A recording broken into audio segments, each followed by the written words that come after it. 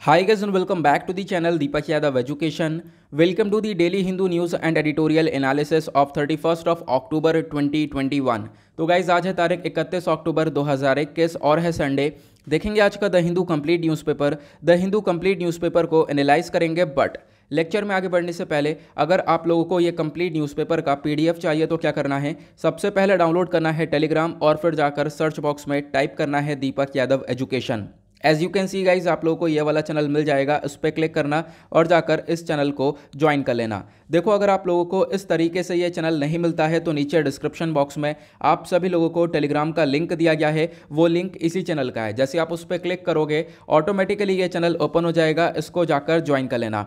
Now join करने से फ़ायदा क्या होगा, यहाँ पर आपको डेली बेसिस पर द हिंदू न्यूज़पेपर मिल जाता है, डेली करंट अफेयर के वीडियो का पीडीएफ मिल जाता है, डेली बहुत सारे डिजिटल नोट्स मिल जाते हैं और ये सारी चीज़ें मिलती हैं बिल्कुल फ्री में। तो जाकर इसको ज़रूर ज्वाइन करना। नाउ बढ़ते हैं आगे, और आगे बढ़ने से पहले हमेशा की तरह हम लोग अपने लेक्चर को एक मैप के क्वेश्चन के साथ स्टार्ट करेंगे। तो आज आप सभी लोगों को मैप में जाकर देखना है लातविया को कहाँ पर है ये एग्जैक्टली लोकेटेड, कौन कौन से कंट्रीज़ के साथ अपने बाउंड्रीज़ को शेयर करता है, या फिर इसके आसपास कोई सी है तो अच्छे से मैप में देखना। देन उसके बाद आकर नीचे कॉमेंट सेक्शन में टाइप करना, जिससे कि आप लोग इसको लंबे समय तक याद रख पाओगे। साथ ही साथ एक क्वेश्चन सॉल्व करेंगे जो कि यूपीएससी प्रीवियस ईयर साल 2008 के प्रीलिम्स में पूछा गया था। डेली बेसिस पर हम लोग एक प्रीवियस ईयर क्वेश्चन को सॉल्व कर रहे हैं, और आपको मालूम होगा डेली बेसिस पर हम लोग एक मैप का क्वेश्चन ले लेते हैं, या फिर कभी कोई सी देख लेते हैं मैप में, या फिर कभी कोई बे देख लेते हैं। मतलब मैप को हम लोग डेली बेसिस पर देखते ज़रूर हैं। तो आप देख सकते हो मैप का कितना इंपॉर्टेंस रहता है। प्रीलिम्स में यहाँ पर एक क्वेश्चन पूछा गया है, कंट्रीज़ के रिगार्डिंग पूछा गया था, मोल्दोवा के बारे में। ठीक है, यहाँ पर मतलब मोल्दोवा होगा किसी चर्चा में, मतलब किसी वजह से होगा न्यूज़ में। तो उसके बाद यहाँ पर इसी के ऊपर एक क्वेश्चन बन चुका था। क्वेश्चन क्या था, which of the following countries share borders with Moldova. Moldova के साथ कौन कौन सी कंट्रीज अपने बाउंड्रीज को, अपने बॉर्डर्स को शेयर करती हैं। तो इस टाइप के क्वेश्चन बहुत सारे ऐसे हम लोगों ने देखे हैं प्रीवियस ईयर क्वेश्चंस में। ठीक है, तो मैं आपको और भी बहुत सारे एग्जांपल्स लाकर दिखाता रहूँगा। ठीक है, तो यहाँ पर आपको बताना है। अब आप कब बता पाओगे, जब इस मोल्दोवा को अच्छे से मैप में देख पाओगे। नीचे अभी यहाँ पर क्वेश्चन खत्म नहीं हुआ है। क्वेश्चन में बोला गया मोल्दोवा के साथ कौन कौन सी कंट्रीज अपनी बाउंड्रीज को शेयर करती हैं। नीचे कंट्रीज के नाम दिए गए, यूक्रेन, रोमानिया, बेलारूस। बेलारूस की स्पेलिंग गलत हो चुकी है, इसको एक बार चेक कर लेना। ठीक है, अभी भी क्वेश्चन खत्म नहीं हुआ है, क्योंकि इन तीनों कंट्रीज में से कोई एक कंट्री भी शेयर कर सकती है, कोई दो भी शेयर कर सकती हैं, या फिर ये तीनों ही कहीं ना कहीं बाउंड्रीज को शेयर कर रही होंगी। ठीक है, तो इसकी वजह से इसको कंफ्यूज करने के लिए और ज़्यादा अब नीचे आपको कुछ ऑप्शंस दिए गए हैं। ठीक है, ए ऑप्शन है 1 and 2 ओनली, बी ऑप्शन है 2 and 3 ओनली, सी ऑप्शन है 1 and 3 ओनली, या फिर डी ऑप्शन है 1, 2 and 3 ओनली, या फिर तीनों ही कंट्रीज अपने बाउंड्रीज को शेयर करती हैं मोल्दोवा के साथ। तो अच्छे से इसका आंसर देना है। बाय द वे इसका जो करेक्ट आंसर है मैं आप लोगों को नीचे प्रोवाइड करवा चुका हूँ, साथ ही साथ टेलीग्राम पर भी प्रोवाइड करवा चुका हूँ, वहाँ से भी आप लोग इसको देख सकते हो। तो मैप का क्या इंपॉर्टेंस है, आई होप आपको ये क्लियर हो रहा होगा। ओके, तो चलो शुरुआत करते हैं। यह है आज का सबसे पहला आर्टिकल, और आर्टिकल में बात की गई है हमारे प्राइम मिनिस्टर हैं G20 समिट के विजिट पर, और यहाँ पर G20 का जो पहला सेशन है वो हो चुका है कंप्लीट। और यहाँ पर G20 का जो समिट है ग्लोबल इकोनॉमी और ग्लोबल हेल्थ को लेकर यहाँ पर चर्चा की गई है। कहाँ पर हुआ है, इटली की राजधानी रोम के अंदर ये पूरा समिट हम लोग देख रहे हैं। ठीक है, तो हमारे प्राइम मिनिस्टर भी पहुँचे और प्राइम मिनिस्टर ने काफ़ी सारा डिस्कशन किया है वहाँ पर। आप देख पाओगे इन्होंने किस किस चीज़ के ऊपर बातचीत करी है।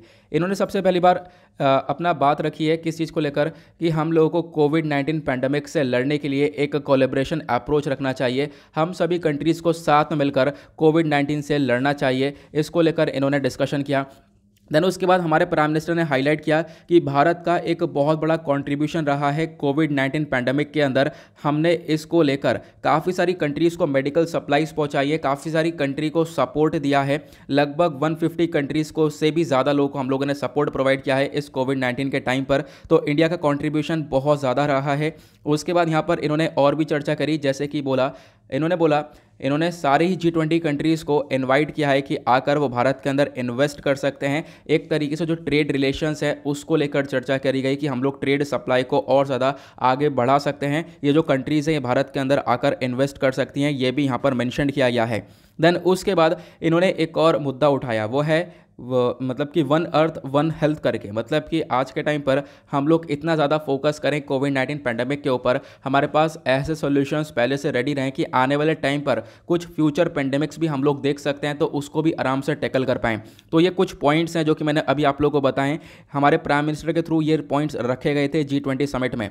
साथ ही साथ प्राइम मिनिस्टर ने अप्रिशिएट किया G20 का एक तरीके से जो इनका यहाँ पर स्टेप है उसको, और वह स्टेप क्या है आपको मालूम होगा, हाल ही में G20 समिट ने एक तरीके से जो ग्लोबल मिनिमम कॉर्पोरेट टैक्स है, ठीक है, उसको 15% रखने की बोला है। कि मतलब मिनिमम जो कॉर्पोरेट टैक्स है, जो बड़ी बड़ी कंपनीज होती हैं वो क्या करती हैं, वो ऐसी कंट्रीज में भाग जाती हैं जहाँ पर टैक्स बहुत कम होता है। मतलब कि कोई कंट्री 6% लगा देती है, कोई कंट्री 10% लगा देती है, तो बड़ी बड़ी कंपनीज वहाँ पर अपना रेवेन्यू को शिफ्ट कर देती हैं। इससे क्या होता है, बड़ी कंट्रीज़ के पास यहाँ पर रेवेन्यू नहीं आ पा रहा है। तो इसकी वजह से यहाँ पर क्या हुआ था, जो ये समिट हुआ है G20 समिट, इन्होंने यहाँ पर मिलकर डिसाइड किया कि हम लोग 15% का मिनिमम टैक्स रखेंगे। मतलब कोई भी कंट्री 6%, 10%, 12% कोई यहाँ पर इतना टैक्स नहीं लगा सकेगी। मिनिमम टैक्स तो 15% उस कंट्री को लगाना ही होगा, ठीक है। तो ये यहाँ पर कॉन्सेप्ट रखा गया था। आई होप आपको ये क्लियर हो रहा है। G20 के बारे में मैंने ऑलरेडी काफ़ी सारी चीज़ें बता चुका हूँ, इस मिनिमम टैक्स के बारे में काफ़ी सारी चीज़ें बता चुका हूँ। ये मिनिमम कॉर्पोरेट टैक्स अपने आप में बहुत ज़्यादा लेंदी टॉपिक है, काफ़ी बार मैंने इसके बारे में डिस्कशन किया है, एडिटोरियल पर डिस्कशन किया है, और जो नोट्स वगैरह हैं वो सब आपको टेलीग्राम पर मैं ऑलरेडी सेंड कर चुका हूं, ठीक है। कभी और चर्चा में आएगा ये, तो इस टॉपिक को मैं वापस से एनालाइज कर दूंगा, तो आप उसके टेंशन बिल्कुल मत लेना। उसके बाद हमारे प्राइम मिनिस्टर ने एक और मुद्दा रखा यहाँ पर, वो ये रखा कि भारत के पास आज के टाइम पर कैपेबिलिटी है कि हम लोग बहुत सारी वैक्सीन्स को प्रोड्यूस कर सकते हैं।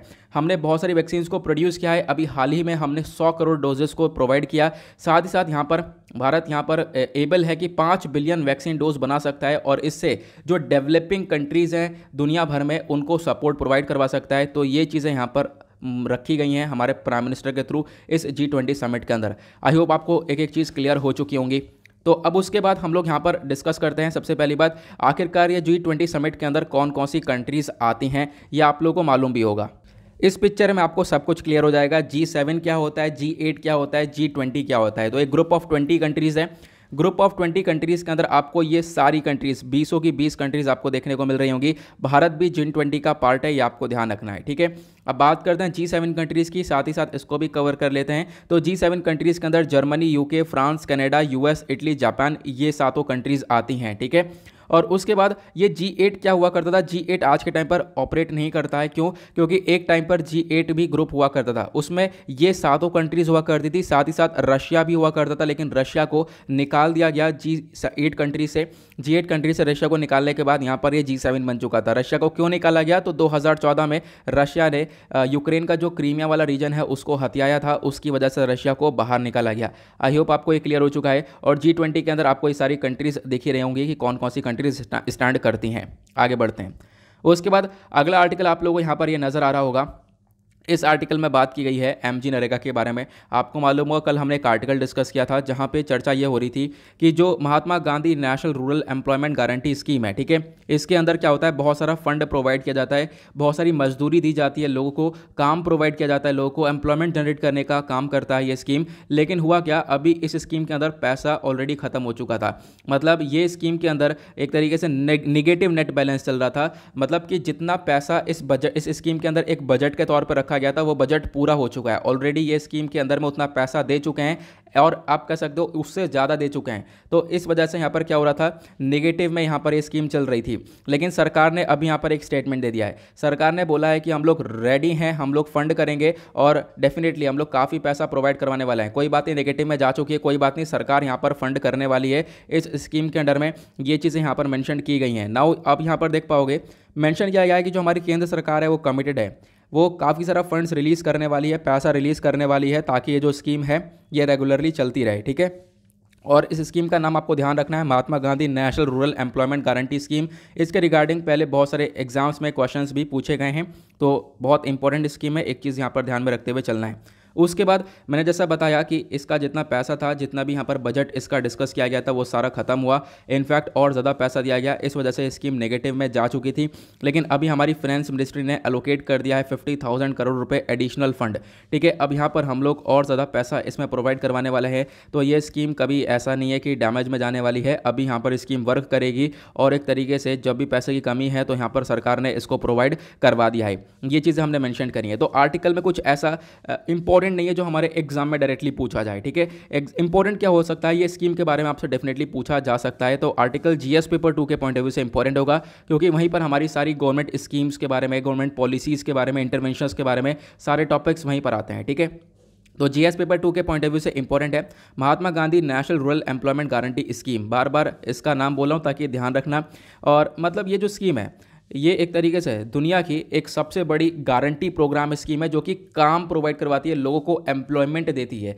अनस्किल्ड जो लेबर है, जिनको कुछ भी नहीं आता, जिनके अंदर स्किल्स नहीं है, तो उनको मजदूरी के तौर पे हायर किया जाता है और उनको पैसा प्रोवाइड किया जाता है। ऑब्वियसली जब वो काम करें तो उनके बदले में उनको मजदूरी, उनकी वेजेस दी जाती है। ठीक है, इस स्कीम को लॉन्च किया गया था 2 फरवरी 2006 के अंदर, ध्यान रखना। और ये जो एक्ट है, महात्मा गांधी वाला जो एक्ट है ना, इसको कब पास किया गया था? इसको पास 23 अगस्त 2005 में किया था, लेकिन स्कीम को लॉन्च किया गया था 2006 में। ये आप लोग एक आइडिया रख सकते हो। नाउ इस स्कीम का मेन ऑब्जेक्टिव क्या है? मेन ऑब्जेक्टिव ये है कि लगभग मिनिमम 100 दिन का वेज प्रोवाइड करवाना। मतलब कि मान लो यहाँ पर ये अनस्किल्ड लेबर है, तो इसको 100 दिन का काम प्रोवाइड करवाना, 100 दिन की जॉब प्रोवाइड करवाना। 100 दिन का जब ये काम करेगा तो डेफिनेटली इसके बदले में इसको इसकी मजदूरी भी मिलेगी। तो मिनिमम है ये 100 दिन का, इससे ज़्यादा भी बढ़ सकता है। जैसे जैसे यहाँ पर कैपेबिलिटी आगे बढ़ेगी तो इससे ज़्यादा भी काम को बढ़ाया जा सकता है। ओके, ये आपको आइडिया रखना है इसके बारे में। मेन मकसद क्या है इसका? मेन मकसद यही है कि हम लोग गरीबी को कम कर सकें। ऑब्वियसली यहाँ पर बहुत सारे अनस्किल्ड वर्कर्स हैं जो कि बहुत ज़्यादा उनको कभी काम नहीं मिल पाता है, बहुत बुरी तरह से गुजर रहे हैं, तो उनको यहाँ पर हेल्प मिल जाएगी और साथ ही साथ यहाँ पर कहीं ना कहीं पॉवर्टी कम होती हुई नजर आएगी। ये आप लोग देख पाओगे। जो वेजेस वगैरह मजदूरी है वो पे कर दी जाती है और एक एक्ट के थ्रू पे की जाती है, जो मिनिमम वेजेस एक्ट 1948 है, उसके थ्रू यहाँ पर पे करी जाती है। ठीक है, आपको मालूम होगा इसके बारे में। अभी इस एक्ट को सब्ज्यूम कर दिया है कोड ऑन वेजेस के अंदर। 2019 के अंदर यहाँ पर जो ये लेबर कोड्स थे उसके अंदर यहाँ पर इसको डाल दिया गया है। तो इस स्कीम के अंदर आपको पता चल गया क्या है। ठीक है, और यहाँ पर क्या है, इस स्कीम में आपने जैसे ही अप्लाई किया है आपको 15 दिन में रिस्पांस मिलेगा। अदरवाइज यहाँ पर अगर रिस्पांस नहीं मिलता है या फिर आपको एम्प्लॉयमेंट नहीं मिलता है तो उसके बदले में सरकार आपको एक अनएम्प्लॉयमेंट का अलाउंस दे देती है। मतलब कि आपको कुछ ना कुछ फंड मिल जाता है। हेल्प डेफिनेटली आपकी होने वाली है। तो ये इस स्कीम का मकसद है। आई होप आपको ये क्लियर हो चुका होगा। तो ये वाला आर्टिकल जीएस पेपर 2 के पर्सपेक्टिव से इंपॉर्टेंट हुआ। ये वाला आर्टिकल हमारा GS paper 2 again international relations के पर्सपेक्टिव से इंपॉर्टेंट हुआ। तो दोनों के बारे में ध्यान रखना।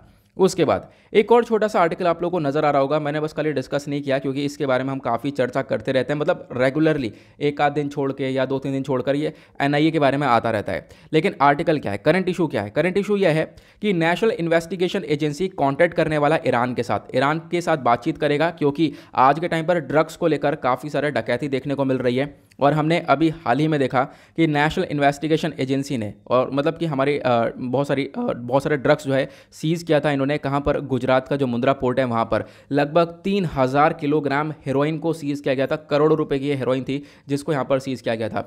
अब हम लोग इसी को लेकर पता लगा रहे हैं, इसी के ऊपर इन्वेस्टिगेशन लगातार जारी है कि ये आखिरकार ड्रग्स आए कहाँ से हैं। तो ईरान से हम लोग यहाँ पर अपना कांटेक्ट कर रहे हैं ताकि जो ईरान है वो हम लोग को जो है इन्फॉर्मेशन वगैरह प्रोवाइड करवाए या फिर हम लोग साथ में मिलकर कुछ ना कुछ इन्वेस्टिगेशन वगैरह कर सकें। तो एनआईए नेशनल इन्वेस्टिगेशन एजेंसी के पास सारे डॉक्यूमेंट्स कहाँ से आए हैं? डीआरआई से, डायरेक्टरेट रेवेन्यू ऑफिसर इन्फॉर्मेशन के पास से यहाँ पर आपको ये सारे एक तरीके से डॉक्यूमेंट्स देखने को मिलेंगे। देन उसके बाद ताकि जो इन्वेस्टिगेशन है उसको आगे बढ़ाया जा सके। डीआरआई का मैंने क्या बताया, डायरेक्टरेट रेवेन्यू ऑफ इंटेलिजेंस है ना, मैंने इन्फॉर्मेशन तो नहीं बोल दिया, चलो कोई बात नहीं। उसके बाद एनआईए के बारे में बात करें तो नेशनल इन्वेस्टिगेशन एजेंसी के बारे में आपको रटा ही होगा क्या है क्या नहीं है यार। इसको 2008 का जो एक्ट था नेशनल इन्वेस्टिगेशन एजेंसी एक्ट, उसके थ्रू इसको बनाया गया था। मेन काम इसका यह है कि हमारे इंडिया के अगेंस्ट में कोई भी हमारी इंडिया की सोवरेटी या फिर टेरिटोरियल इंटीग्रिटी को खतरा पहुँचता है तो उसके अगेंस्ट में एनआईए काम करता है। आतंकवाद से टैकल करने के लिए एनआईए काम करता है। ये चीज़ आपको मालूम होगी, ठीक है। और उसके बाद यहाँ पर एक दो चीज़ें मैं आपको और बता देता हूँ, ठीक है। हमने यहाँ पर आपको एक सेकेंड, हाँ, यहाँ पर कुछ पिक्चर्स मैंने शेयर करी हैं जो कि मैंने पहले भी शेयर कर रखी थी आप लोगों के साथ में। ये आप देख पाओगे कि लगातार क्या हो रहा है ना भारत में, मतलब जो ड्रग्स है उसकी तस्करी लगातार बढ़ रही है। अब हम लोग ईरान से कॉन्टैक्ट कर रहे हैं ताकि हम लोग ईरान से काफ़ी सारी बातें जान सकें और भी ज़्यादा इन्वेस्टिगेशन कर सकें। यहाँ पे आप देख पाओगे मुंद्रा पोर्ट कहाँ पर है, तो मुंद्रा पोर्ट गुजरात के इस वाले रीजन में आपको ये देखने को मिलेगा जहाँ पर मैं डॉट्स लगा रहा हूँ। एक एरो बना देता हूँ, ये आपको मुंद्रा पोर्ट देखने को मिलेगा, इसका एरो यहाँ पर है। ठीक है, यहीं पर ये ड्रग्स पकड़ा गया है। लेकिन अभी ये तो कुछ दिन पहले की बात है कि यहाँ पर ड्रग्स पकड़ा गया। उसके साथ साथ ये सारे आपको पोर्ट्स देखने को मिलेंगे, यहाँ पर रेगुलरली भारत के अंदर कहीं ना कहीं ड्रग्स की तस्करी हो रही है, ड्रग्स की ट्रैफिकिंग देखने को मिल रही है। कुछ इस प्रकार के यहाँ पर ये ड्रग्स देखने को मिल रहे हैं रेगुलरली। ठीक है, तो इसी के ऊपर यहाँ पर बातचीत हो रही है। दिल्ली, नोएडा के अंदर, off Kerala coast, off Oman coast, सभी जगह पर, नवी मुंबई के अंदर, गुजरात के अंदर, सभी जगह पर हम लोग ने देखा है लगातार तस्करी बढ़ चुकी है। लेकिन ये कब से बढ़ी है? जब से अफगानिस्तान के अंदर तालिबान का कंट्रोल हुआ है, तब से यहाँ पर हमने देखा है ड्रग्स की ट्रैफिकिंग तेजी से बढ़ चुकी है। तो इसके बारे में भी आपको एक आइडिया रखना है।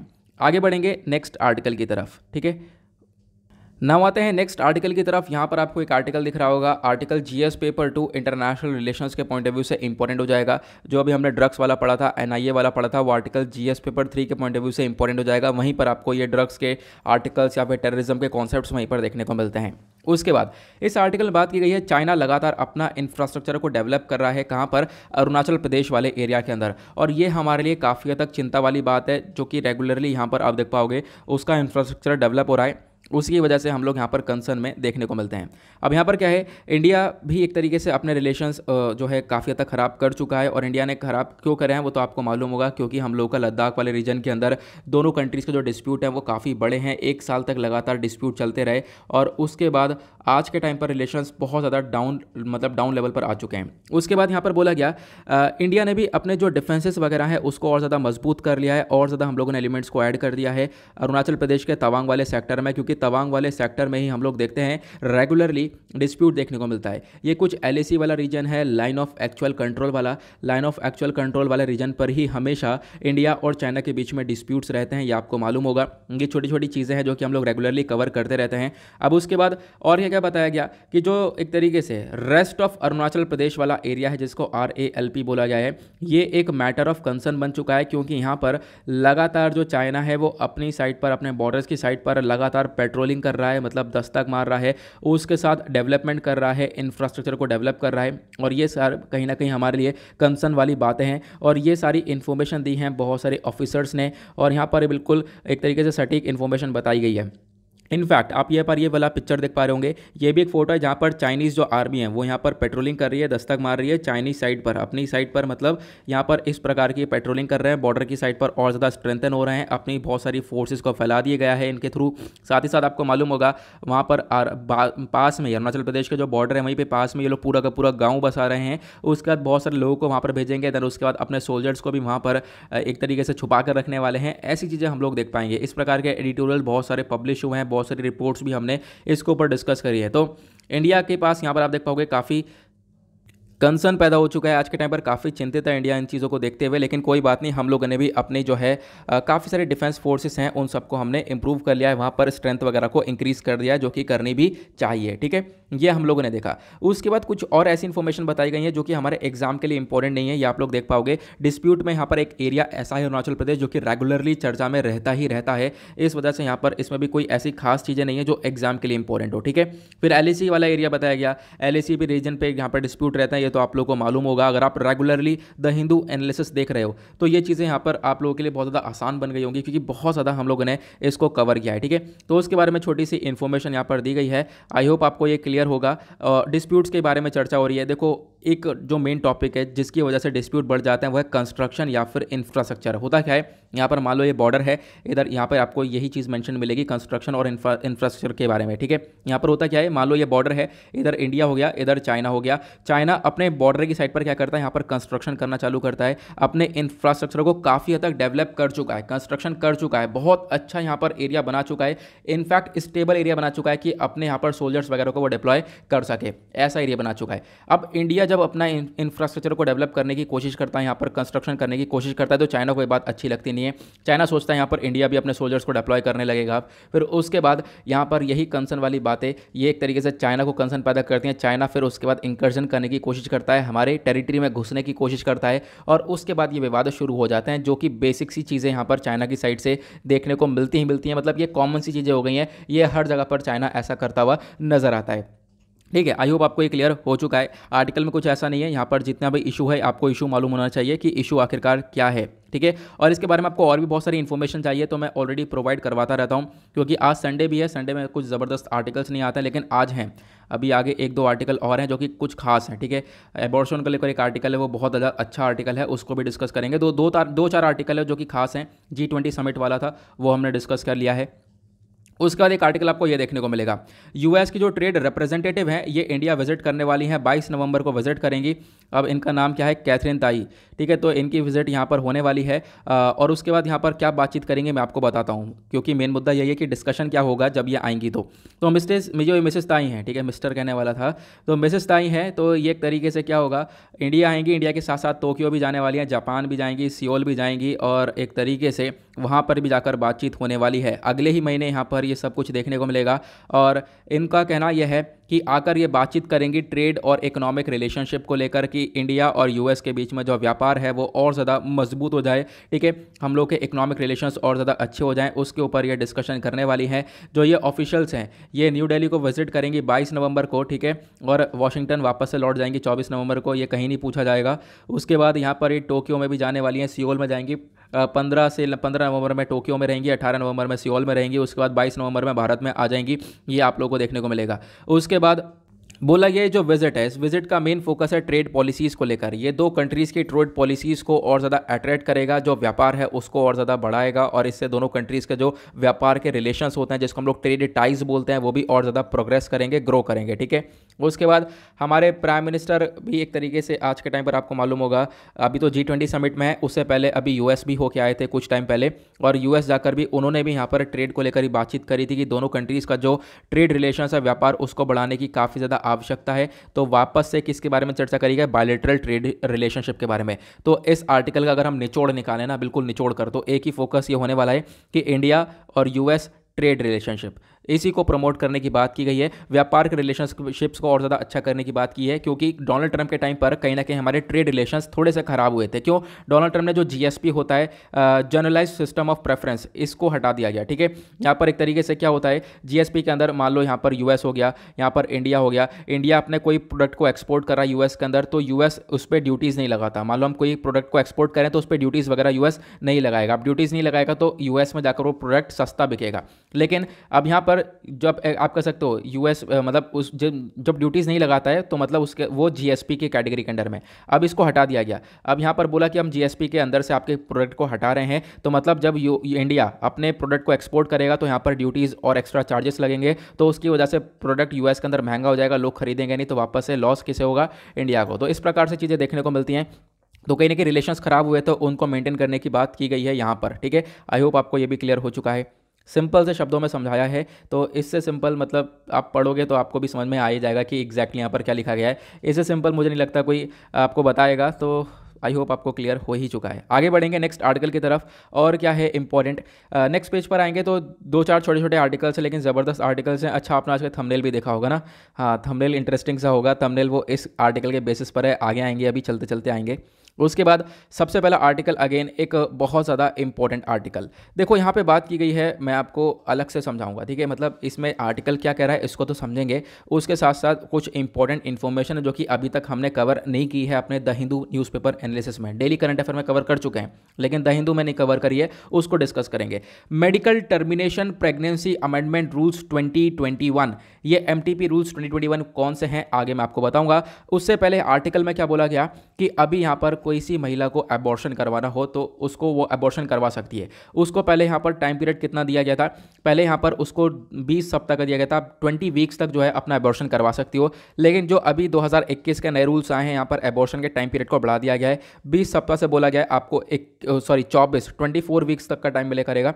24 वीक्स तक आप लोग यहाँ पर अपने अबॉर्शन करवा सकते हो। लेकिन फिर भी हर किसी को यहाँ पर ये अलाउ नहीं किया गया है। इसमें कुछ कंडीशंस हैं, कुछ स्पेसिफिक कैटेगरीज दी गई हैं, वो सब क्या है पहले हम उसको समझेंगे, देन उसके बाद एडिटोरियल इस आर्टिकल पर आएंगे। ठीक है, तो आर्टिकल जीएस पेपर 2 हेल्थ के पर्सपेक्टिव से इंपॉर्टेंट है, गवर्नमेंट पॉलिसीज एंड इंटरवेंशंस के पॉइंट ऑफ व्यू से इंपॉर्टेंट है, और भी वेरियस टॉपिक्स हैं, वहाँ से आप लोग इसको रिलेट कर सकते हो। ठीक है, तो हाल ही में सरकार ने हमारे नोटिफाई करा है नए रूल्स को, जिसका नाम दिया गया medical termination of pregnancy amendment act 2021।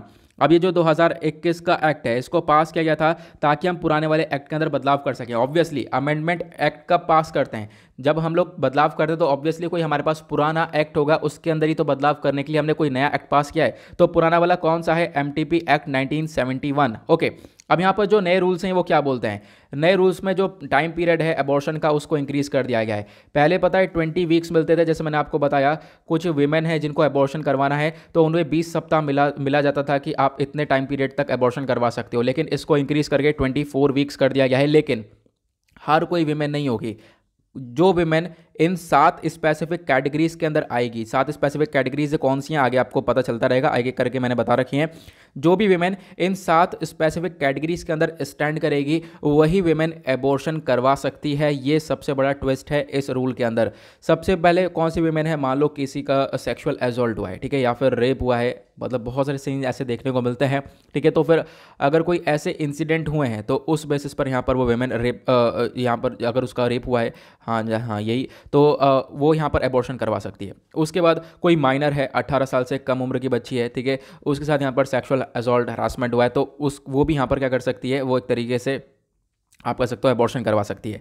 उसके बाद कभी कभी होता है यहाँ पर वेमेन की शादी हो जाती है, उसका मैरिटल स्टेटस बाद में चेंज हो जाता है। अब मैरिटल स्टेटस चेंज होने के बाद वो एबॉर्शन करवा सकती है, मतलब कि मान लो वो जो वेमेन है वो अनफॉर्चुनेटली कभी यहाँ पर विधवा हो जाती है या फिर कभी डिवोर्स हो जाता है, तो उसके बेसिस पर वो एबॉर्शन करवा सकती है। या फिर कुछ वेमेन होती हैं जिनके अंदर फिजिकल डिसेबिलिटी आ जाती है तो वो एबॉर्शन करवा सकती हैं, या फिर मेंटली इल वेमेन होती हैं वो एबॉर्शन करवा सकती हैं, या फिर यहाँ पर फोटल मैलफॉर्मेशन है, बच्चा सही से यहाँ पर बन नहीं रहा है, या फिर और भी बहुत सारी मेंटल एबनॉर्मलिटीज़ हम लोग बच्चे के अंदर देख सकते हैं, तो फिर वो विमेन भी अबॉर्शन करवा सकती है। उसके बाद यहाँ पर आप देख पाओगे, और एक ये भी होता है कि यहाँ पर अगर बच्चे ने जन्म लिया तो उससे यहाँ पर जो विमेन है उसको खतरा हो सकता है, ठीक है, तो यहाँ पर वो भी एक तरीके से अबॉर्शन करवा सकती है। या फिर उसका लास्ट स्टेज ये होता है, कोई इमरजेंसी की सिचुएशन है या फिर डिजास्टर की सिचुएशन है, तो उस बेसिस पर भी यहाँ पर विमेन अबॉर्शन करवा सकती है। तो ये अगर इन कैटेगरीज के अंदर यहाँ पर कोई विमेन स्टैंड करेगी तो ही अबॉर्शन करवा पाएगी, नॉर्मल विमेन नहीं करवा पाएगी। ये आप देख पाओगे इस रूल्स के अंदर बताया गया, ठीक है।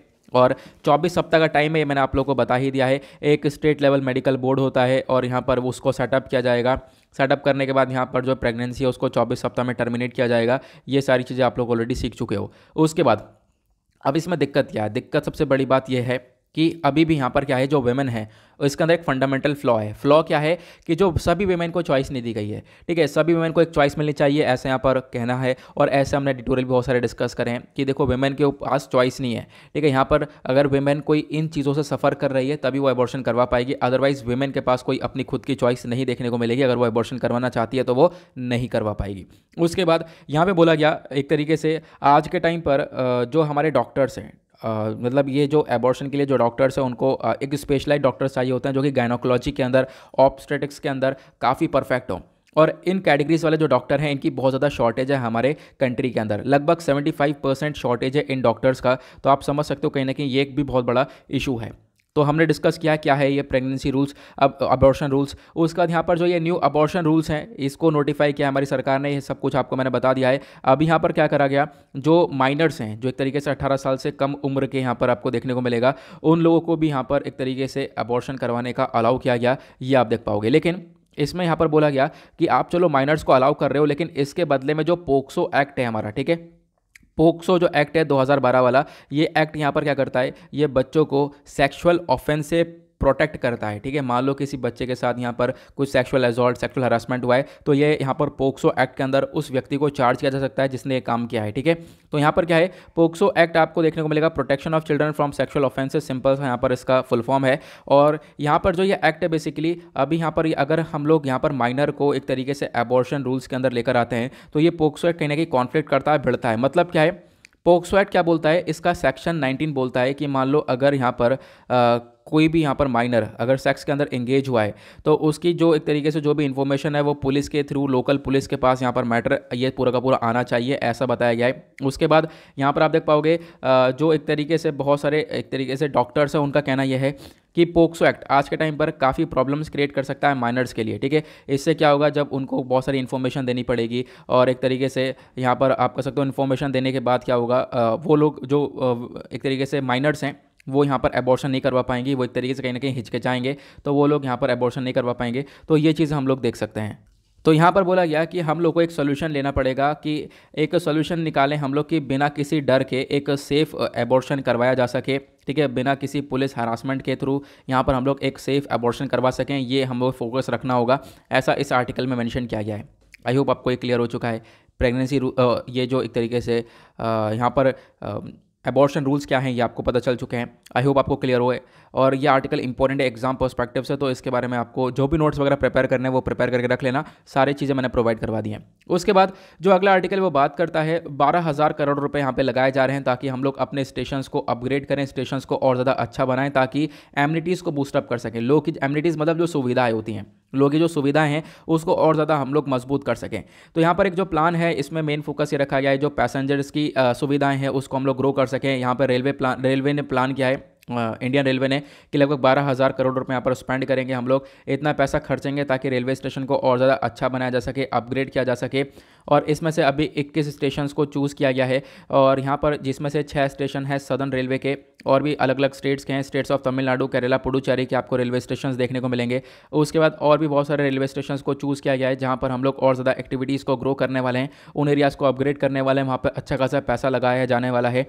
आज के टाइम पर जो रेलवे है उस आप कह सकते हो रेलवे के पास टोटल 7,325 रेलवे स्टेशन है, ठीक है, अभी तक की मैं बात कर रहा हूँ। और इन सब को डेवलप किया गया है और इन सब को एक तरीके से कहीं ना कहीं आगे भी डेवलप हम लोग करने वाले हैं और यहाँ पर जो लोगों की सुविधाएं हैं उसको और ज़्यादा मॉडर्नाइज और ज़्यादा आगे बढ़ाने वाले हैं। और इसी पे मेन फोकस रखने वाला है, इसी को देखते हुए पैसा खर्चा गया है। प्लस उसके बाद यहाँ पर ये फोकस रखा गया और कौन कौन से रेलवेज़ को, कौन कौन से रेलवे स्टेशन है, कहाँ कहाँ के रेलवे स्टेशन है जहाँ पर ये सुविधा प्रोवाइड करवाने की बात की गई है। तो एरियाज़ के बारे में डिस्कशन किया गया है। एरियाज़ हमारे लिए अभी के लिए कुछ खास इंपॉर्टेंट रोल प्ले करते नहीं है, तो इसको आप लोग स्किप कर सकते हो। आपको आइडिया लग गया आर्टिकल क्या बोलता है, उसके बाद आप यहाँ पर छोड़ दो।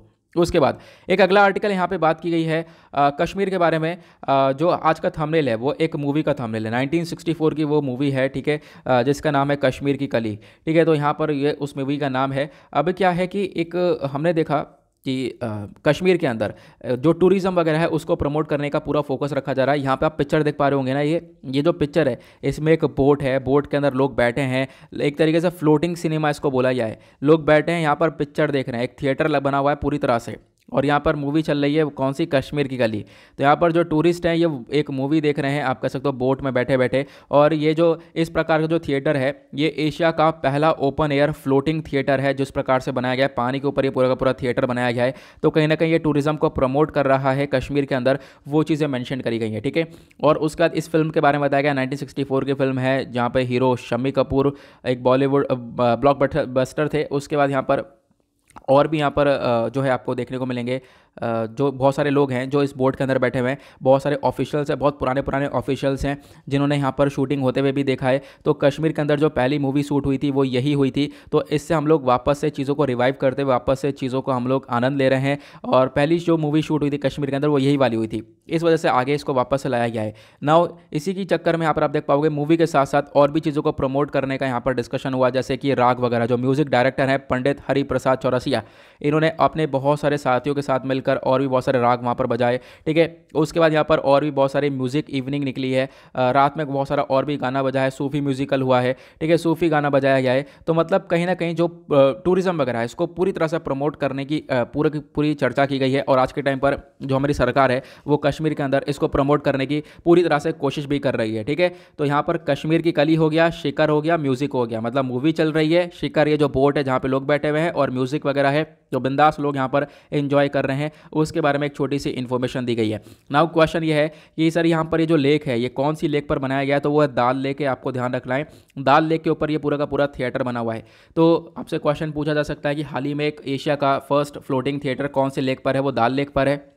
दाल लेक के बारे में जान लो 2-3 चीज़ें। ये श्रीनगर के अंदर आपको ये दाल लेक देखने को मिलेगी और इसके साथ और भी बहुत सारी लेक हैं, लेकिन यहाँ पर दाल लेक एक प्रोटेक्टेड वेटलैंड है, इसको प्रोटेक्टेड वेटलैंड डिक्लेयर किया गया है। दाल लेक श्रीनगर के अंदर है, मैंने आपको बताया। श्रीनगर एक समर कैपिटल है जम्मू एंड कश्मीर का। उसके बाद यहाँ पर इस लेक को अर्बन लेक भी बोला जाता है, क्योंकि यहाँ पर आप देख पाओगे ये जो लेक है इसका इतना इंपॉर्टेंस है और इसको यहाँ पर हम लोग लेक ऑफ फ्लावर्स भी बोलते हैं, ठीक है, या फिर jewel in the crown of Kashmir भी बोलते हैं, या फिर श्रीनगर ज्वेल भी बोलते हैं। तो अपने आप में यहाँ पर इसका बहुत ज़्यादा महत्व है। श्रीनगर का ज्वेल, श्रीनगर का यहाँ पर खजाना, या फिर jewels in the crown of Kashmir, या फिर लेक ऑफ फ्लावर्स, इन तीनों का नाम ध्यान रखना है। आपसे कंफ्यूज करने के लिए कुछ क्वेश्चन पूछा जा सकता है, तो तीनों ही जो नाम है वो दाल लेक का ही है, ठीक है। उसके बाद एक अगला आर्टिकल है, यहाँ पे बात की गई है, एक ऐप ऐसा बना लिया है, मोबाइल एप्लीकेशन बना लिया गया है जो कि नो फिशिंग जोन अलर्ट्स देने वाला है। मतलब कि होता क्या है, कभी कभी कुछ ऐसे जोन्स होते हैं, कुछ ऐसी जगह होती है जहाँ पर आप फिशिंग नहीं कर सकते, लेकिन होता क्या है, मछुआरे वहाँ पे भी पहुँच जाते हैं और उसके बाद वहाँ से फिशिंग करने लगते हैं और वहाँ पे अलाउ नहीं किया जाता है। तो किसी वजह से अलाउ नहीं किया जाता है कि वहाँ पर क्या होगा, जो मैरीन इकोसिस्टम है वो बर्बाद होगा। तो आप कह सकते हो कि जो नो फिशिंग जोन अलर्ट्स को देने के लिए, कि मतलब आपको वहाँ पर फिशिंग नहीं करनी है, उसको लेकर एक ऐप बनाया गया है और ये ऐप काम करने वाला है और लोगों को इंस्ट्रक्ट करने वाला है, ऐसा यहाँ पे बताया गया, ठीक है। तो ये आप देख पाओगे आज के टाइम पर ओडिशा के एक तरीके से सरकार है जिन्होंने कोलैबोरेशन किया जो MS स्वामीनाथन रिसर्च फाउंडेशन है उनके साथ, और कोलैबोरेशन करने के बाद यहाँ पर ये नो फिशिंग जोन एप्लीकेशन को बना लिया गया है और इसका नाम है फिशर फ्रेंड मोबाइल एप्लीकेशन। और यहाँ पर क्या होगा, बहुत सारे एरियाज़ को बताया गया कि इन एरियाज़ में आप फिशिंग नहीं कर सकते हो, तो इनसे मछुआरों को पता लग जाएगा और वो इन एरियाज़ में फिशिंग नहीं कर पाएंगे, ठीक है। उसके बाद जो गाहिर माता मैरीन सेंचुरी है, इसके बारे में चर्चा हुई है। गाहिर माता जो मैरीन सेंचुरी है ये ओडिशा कोस्ट के थोड़ी सी दूरी पर लोकेटेड है। इसको भी नो फिशिंग जोन में डिक्लेयर किया गया है कि आप यहाँ पर फिशिंग नहीं कर सकते, यहाँ पे आप मछली को नहीं मार सकते या मछली को पकड़ नहीं सकते। क्यों? क्योंकि यहाँ पर बहुत सारे जो टर्टल्स, ऑलिव रिडले टर्टल्स पाए जाते हैं, वो टर्टल्स काफ़ी खतरे में हैं और इनफैक्ट यहाँ पर जब फिशिंग करते हैं तो उन टर्टल्स को भी नुकसान काफ़ी पहुँचता है। तो इसी वजह से वहाँ पर भी क्या किया गया है, फिशिंग को अभी के लिए रोका गया है। और भी बहुत सारी जगह हैं आसपास की, वहाँ पर फिशिंग को रोका गया है, तो आपको इसके बारे में ध्यान रखना है। गाहिर माथा मैरीन सेंचुरी के बारे में चर्चा हुई है, तो इसके बारे में जान लो, क्योंकि marine sanctuary, wildlife sanctuary, biosphere reserves, national parks, हर साल यहाँ पर इनमें से क्वेश्चन बनता ही बनता है। तो गाहिर माता मैरीन सेंचुरी यहाँ पर एक ऐसा स्पॉट है जहाँ पर आप कह सकते हो एक तरीके से जो ऑलिव रिडले टर्टल्स हैं वो पाए जाते हैं, ठीक है। और वहाँ पर नेस्टिंग वगैरह भी करते हैं ऑलिव रिडले टर्टल्स, काफ़ी सारे ऑलिव रिडले टर्टल्स वहाँ पर पाए जाते हैं। ऑलिव रिडले टर्टल अपने आप में इंपॉर्टेंट ये जानवर ये देखने को मिलेगा, क्योंकि आज के टाइम पर चर्चा में इसलिए है क्योंकि ये प्रजाति काफ़ी खतरे में है, अगर इसको बचाया नहीं गया तो ये खत्म हो जाएगी, ठीक है।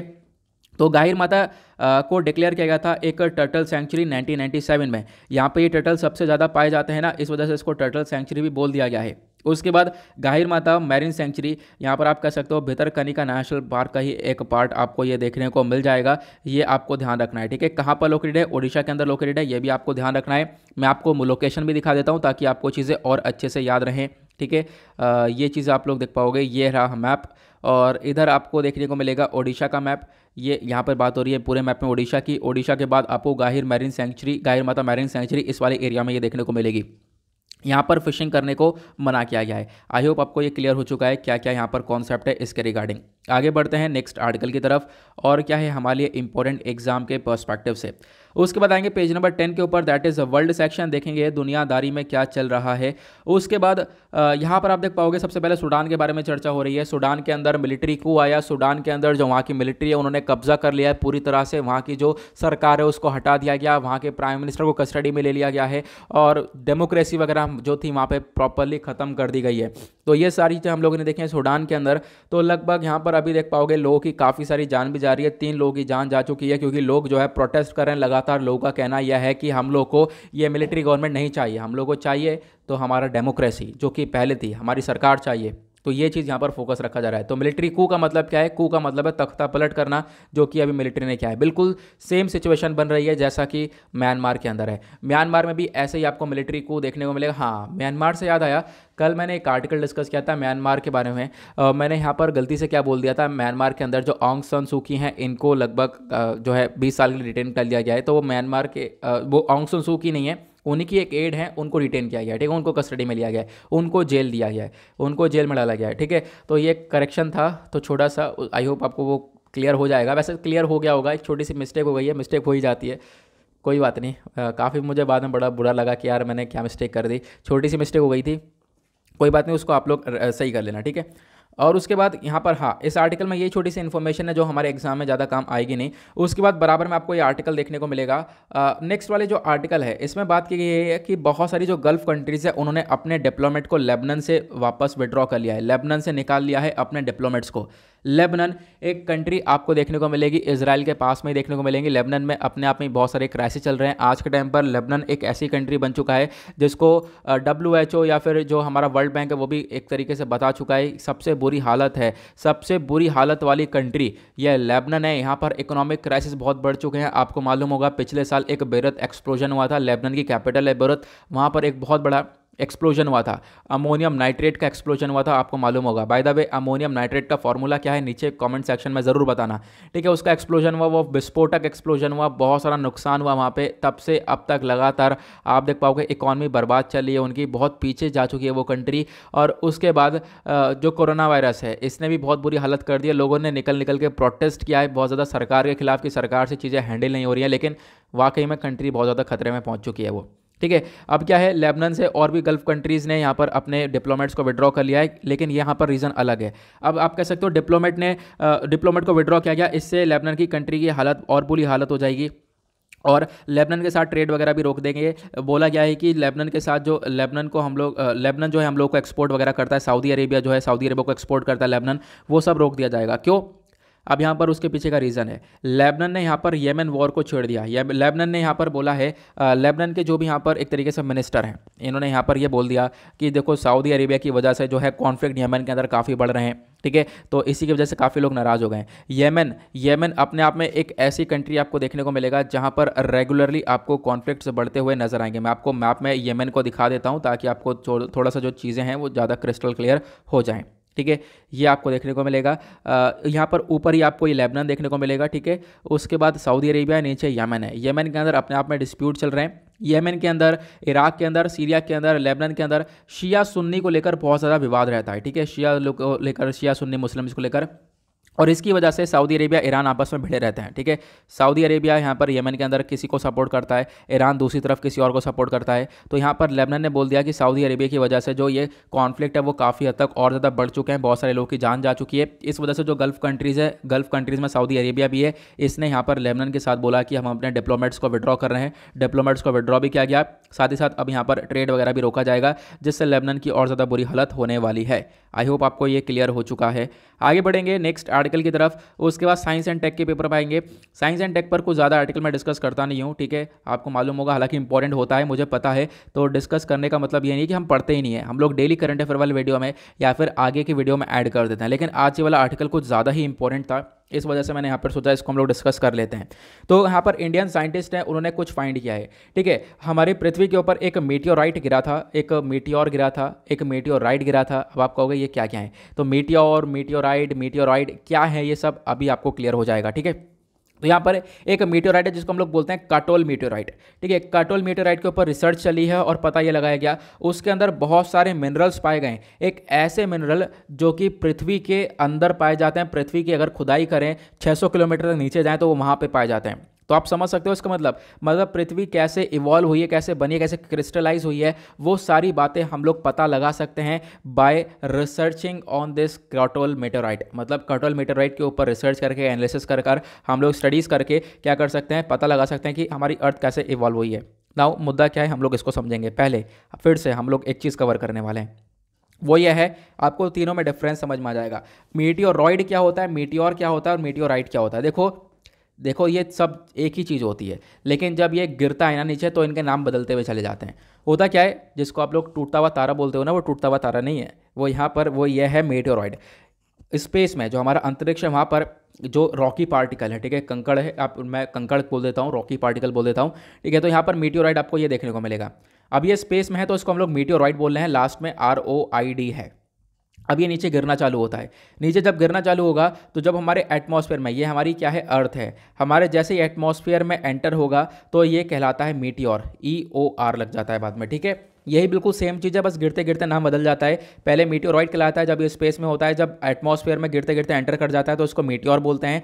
और जब ये हमारी पृथ्वी के ऊपर, यानी कि जो एक तरीके से सरफेस है, सरफेस पर जब ये गिर जाता है नीचे, तो इसको मीटियोराइट बोला जाता है, RITE, ठीक है। तो इसी वजह से यहाँ पर इसको क्या बोला गया, जो अभी मीटियोराइट गिरा है इसको बोला गया मीटियोराइट, ठीक है। तो ये काटोल मीटियोराइट है, ये महाराष्ट्र के अंदर पाया गया था, आपको मालूम होगा काफ़ी सालों पहले। अभी इसके बारे में आपको बताता हूँ।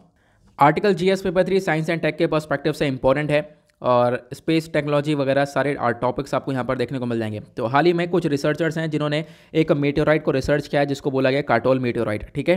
अब ये जो काटोल मीटियोराइट है ये महाराष्ट्र में गिरा था लगभग 2012 में। मीटियोर शावर में यहाँ पर एक मीटियोराइट ये भी गिरा था। अब इसके ऊपर यहाँ पे चर्चा चल रही है, उसके बाद मीटियोराइट के बारे में समझाएगा क्या होता है मीटियोराइट, ये सब आपको क्लियर हो चुके हैं, ठीक है।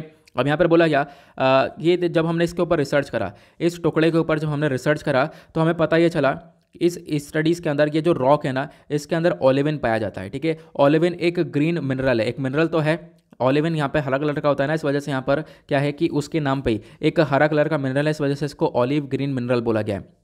और ये जो ओलेविन है जो इस मीटियोराइट के अंदर पाया गया है, यही ओलेविन हमारी पृथ्वी में पाया जाता है। पृथ्वी का जो अपर मेंटल है उसमें भरपूर मात्रा में पाया जाता है। अब आपका क्वेश्चन होगा पृथ्वी का अपर मेंटल कौन सा है, तो पृथ्वी का अपर मेंटल आपको ये वाला देखने को मिलेगा, ठीक है। यहाँ पर जो हमारी पृथ्वी का फॉर्मेशन हुआ है इसमें एक मेंटल आपको ये देखने को मिलता है, एक ये लोअर मेंटल है। लोअर मेंटल में आप पहुँच पाओगे जब आप लोग 3000 किलोमीटर तक की खुदाई करोगे पृथ्वी के नीचे। तो उसके बाद अपर मेंटल कब तक पहुंचोगे, लगभग आप कह सकते हो 600 किलोमीटर्स या 670 किलोमीटर्स तक की खुदाई करोगे तो आपको ये अपर मेंटल देखने को मिलेगा। ये अपर मेंटल में जो ये ओलेविन है ये बहुत ज़्यादा पाया जाता है। ओलेविन ग्रीन मिनरल बहुत ज़्यादा भरपूर मात्रा में पाया जाता है, ठीक है। और यही बिल्कुल सेम चीज़ किस में पाई गई है, इस मीटियोराइट में पाई गई है। अब इससे यहाँ पर पता लगता है कि हम लोग जो अर्थ है वो कैसे कैसे इवॉल्व हुआ है, इसके ऊपर रिसर्च कर सकते हैं। अर्थ अलग अलग लेयर से बना हुआ है, तो अलग अलग लेयर से बना हुआ है, आपको इसके बारे में मालूम होगा। मेंटल से बना हुआ है, क्रस्ट से बना हुआ है, इनर कोर से बना हुआ है, ठीक है। अलग अलग चीज़ों से बना हुआ है। मेंटल में इसकी 2 मेंटल आती हैं, एक लोअर मेंटल आता है, एक अपर मेंटल आता है, जो कि अभी हमने मैप में पिक्चर में देखा था। उसके बाद बोला गया हम लोग अपर मेंटल तक पहुंच सकते हैं जब हम लोग 410 किलोमीटर तक ड्रिल करेंगे, या फिर 410 से 600 किलोमीटर तक ड्रिल करेंगे तो हम लोग अपर मेंटल तक पहुंच सकते हैं, ऐसा यहाँ पर बताया गया है, ठीक है। उसके बाद जो अर्थ का लोअर मेटल है वो और ज़्यादा नीचे आपको देखने को मिलेगा। अब यहाँ पर बोला गया जो काटोल मीटियोराइट है इसके ऊपर और ज़्यादा रिसर्च करी गई और ज़्यादा एनालिसिस किया गया, तो पता यह लगाया गया कि यहाँ पर कहीं ना कहीं ब्रेगमाइट भी है, ठीक है। अब यहाँ पर क्या है, ब्रेगमाइट एक ऐसी चीज़ है जहाँ पर अर्थ के जो लोअर मेंटल है उसमें 80% जो मतलब अर्थ का जो लोअर मेंटल है, मैं आपको दिखा देता हूँ फिर से ताकि आपको कन्फ्यूजन ना हो। अर्थ का जो ये लोअर मेंटल है ये लगभग 80% तक ब्रेगमाइट से बना हुआ है, ठीक है। और यही चीज़ यहाँ पर काटोल मीटियोराइट के अंदर भी देखने को मिलेगी। तो कहीं ना कहीं आप कह सकते हो काटोल मीटियोराइट के अंदर जो जो चीज़ें हैं वही उसी चीज़ों से हमारी अर्थ का फॉर्मेशन हुआ है। तो इससे हम लोगों को काफ़ी हद तक हेल्प मिल सकती है। ब्रेगमाइट क्या है आखिर, तो ब्रेगमाइट एक मैग्नीशियम सिलिकेट मिनरल है। ये भी एक मिनरल है जो कि भरपूर मात्रा में पाया जाता है हमारी पृथ्वी के अंदर में।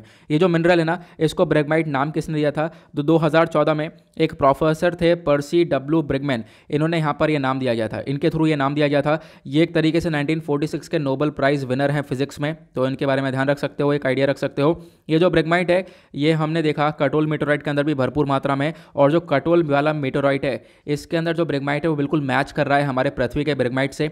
तो पॉसिबिलिटी ये है, इसकी इंपॉर्टेंस ये है कि हम लोग को आने वाले टाइम पर और बहुत सारी इन्फॉर्मेशन मिल सकती है कि अर्थ हमारी किस प्रकार से इवॉल्व हुई है, हमारी अर्थ किस प्रकार से बनी है, किस प्रकार से क्रिस्टलाइज हुई है, ठीक है। तो ये हम लोग फोकस रख सकते हैं। ये बहुत ज़्यादा इंपॉर्टेंट हो जाएगा कि हम लोग अर्थ की लेयर कैसे बनकर आई हैं, ये सारी चीज़ हम लोग सीख सकते हैं। क्योंकि हम लोग जब ये सीखेंगे ये काटोल मीटियोराइट कैसे बना है, तो इससे हम लोगों को पता चल जाएगा कि हमारी अर्थ कैसे बनी है। क्योंकि जो भी मटेरियल काटोल मीटियोराइट के अंदर है वो वही सारे मटेरियल किस में है, वही सारे मटेरियल हमारी पृथ्वी के फॉर्मेशन के अंदर है। ओके, उसके बारे में यहाँ पर दिया गया है। आई होप आपको क्लियर हो चुका होगा। यहाँ पर कुछ फ्रीक्वेंट राइज क्वेश्चन है, इसको मैं डिस्कस नहीं कर रहा हूँ क्योंकि ये सारे ऐसे आर्टिकल हैं जो कि आप ऑलरेडी पिछले सप्ताह पढ़ चुके हो, ठीक है। मुल्ला पेरियार के बारे में पढ़ चुके हो, मुल्ला पेरियार डैम के बारे में पढ़ चुके हो। डैम के बारे में इन्फॉर्मेशन मैंने टेलीग्राम पर ऑलरेडी प्रोवाइड करवा दी है। अब एक लास्ट पेज पर चलते हैं और फिर उसका एनालिसिस को खत्म करते हैं। Page number 14 that is business section, economy के पर्सपेक्टिव से यहाँ पे कुछ आर्टिकल्स दिए गए हैं। यहाँ पे बोला गया है इंडिया का जो 5 ट्रिलियन इकोनॉमी का गोल था, ठीक है, ये काफ़ी साल पीछे जा चुका है। हमने डिसाइड किया था कि हम लोग 2025 तक अपने 5 ट्रिलियन गोल तक पहुँच सके, 5 ट्रिलियन के इकोनॉमी तक पहुँच सकें।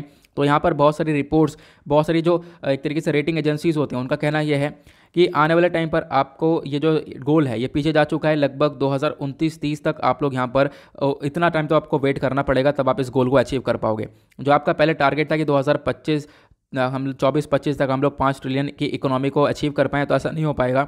ऐसा नहीं होने के पीछे का रीज़न क्या है? कोविड-19 पैंडेमिक। इसने हमारी इकॉनमी को बहुत ज़्यादा स्लो डाउन कर दिया है। देखो, हालांकि इकोनॉमी रिकवर करना चालू हो चुकी है, लेकिन अभी भी इतनी ज़्यादा अच्छी स्पीड नहीं है कि हम लोग पूरी तरह से रिकवर हो पाएँ, ठीक है। तो अभी यहाँ पर टाइम लगेगा, काफ़ी स्लोअर प्रोसेस है, उसके बारे में बताया गया है।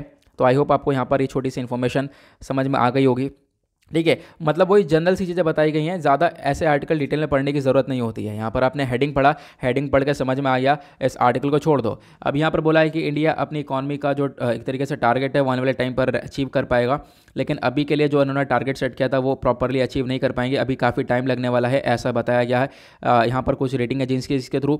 उसके बाद यहाँ पर कुछ छोटी छोटी इन्फॉर्मेशन बताई गई है जो कि आप ऑलरेडी पहले कवर कर चुके हो। वो क्या है कि अभी हाल ही में बहुत सारी एजेंसीज़ हैं जिन्होंने बोला है, अगर खासकर बात करें इंटरनेशनल मॉनेटरी फंड, इसने बोला कि भारत की जो जीडीपी ग्रोथ है वो आने वाले टाइम पर 9.5% से ग्रो होगी, लेकिन हम लोग को इससे भी ज़्यादा ग्रोथ चाहिए, हम लोग को इससे भी तेज़ी से ग्रो करना पड़ेगा, तब जाकर हम लोग अपने 5 ट्रिलियन की इकॉनमी को ग्रो कर पाएंगे, ठीक है। इंडिया को उसके लिए क्या करना पड़ेगा, एक सोल्यूशन क्या है, तो इंडिया को पब्लिक सेक्टर इन्वेस्टमेंट को इंक्रीज़ करना पड़ेगा। ये एक बहुत इंपॉर्टेंट पॉइंट यहाँ पर दिया गया था, एक लॉ था।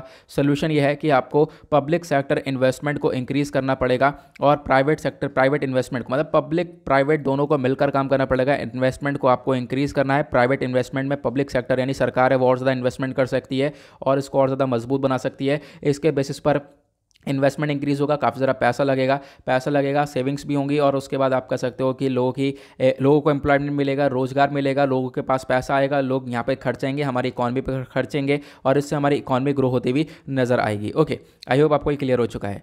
तो गाइज़, यहाँ पर आज संडे है, संडे में कोई एडिटोरियल आता नहीं है, यहाँ पर ये कुछ आर्टिकल्स थे। आई होप आपको ये सारे आर्टिकल्स अच्छे से क्लियर हो चुके हैं। ओके, अच्छा, मुझे एक चीज़ याद आ रही है कि हमने पिछले एक आर्टिकल हमने छोड़ रखा है, एक एडिटोरियल इंडिया और रशिया के टाइज के बारे में, है ना। अब मुझे याद आ रहा है, सच्ची में यार मैं तो भूल गया, एक इंडिया रशिया के टाइज वाला आर्टिकल है ना, हमने उसको छोड़ रखा है ना पिछला एडिटोरियल।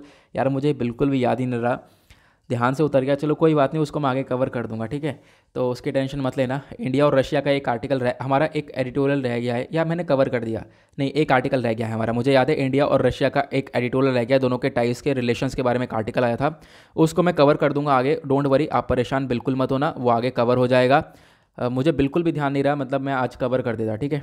चलो कोई बात नहीं, आगे कवर हो जाएगा, तो परेशान होने की ज़रूरत नहीं है यार। छोटी मोटी चीज़ें होती रहती हैं यहाँ पर, बिल्कुल परेशान नहीं होना है। और सब चीज़ें देखो, छूटती कोई चीज़ नहीं है आपकी, मैं वापस से चीज़ें बाद में देखता हूँ, आपकी कोई भी चीज़ छूटती नहीं है, तो आप उसके लिए बेफिक्र रहो, सारी रिस्पॉन्सिबिलिटी है मेरी, आपके पास सारे कवरेज मिल रहा है।